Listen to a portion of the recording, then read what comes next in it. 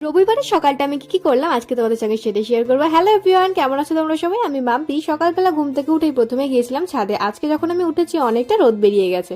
আগের দিন যেহেতু বৃষ্টি হচ্ছিল, প্রচুর জামা কাপড় ধোয়া হয়েছিল, সেগুলো শুকনো হয়নি, তাই আগে এসে সেইগুলোকে মিলে দিলাম আর তারপরে ঘরের কাজগুলো করছিলাম।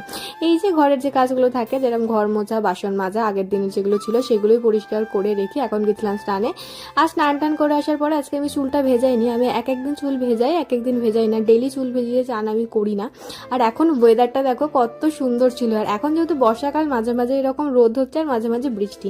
সকাল থেকে ওয়েদারটা বেশ সুন্দরই ছিল। আর আমি দেখো এখন স্নান টান করে এসে আমার পুজো টুজোও করা হয়ে গেছে। এবার আমি চেঞ্জ করে নিয়েছি আর এবারে যাবো রান্না করতে।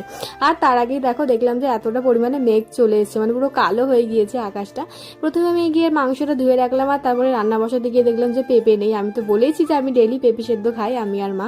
তো গাছ থেকে পেঁপেটা পেরে নিয়ে এলাম আর সেটাও কেটে নিলাম। আর এক দেখো আজকে রান্না করছিলাম হচ্ছে মাংসর ঝোল, আর এখানে হচ্ছে কাঁকড়াল আর আলু দিয়ে ভাজা। প্রথমে আমি ভাজাটা ভেজে নিলাম আর তারপরে মাংসের আলুগুলো ভেজে তুলে রেখেছিলাম।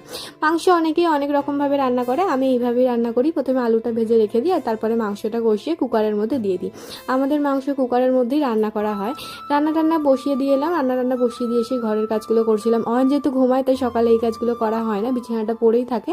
ও যাওয়ার পরে আমি রান্না করে এসে তারপরে বিছানাটা পরিষ্কার করি।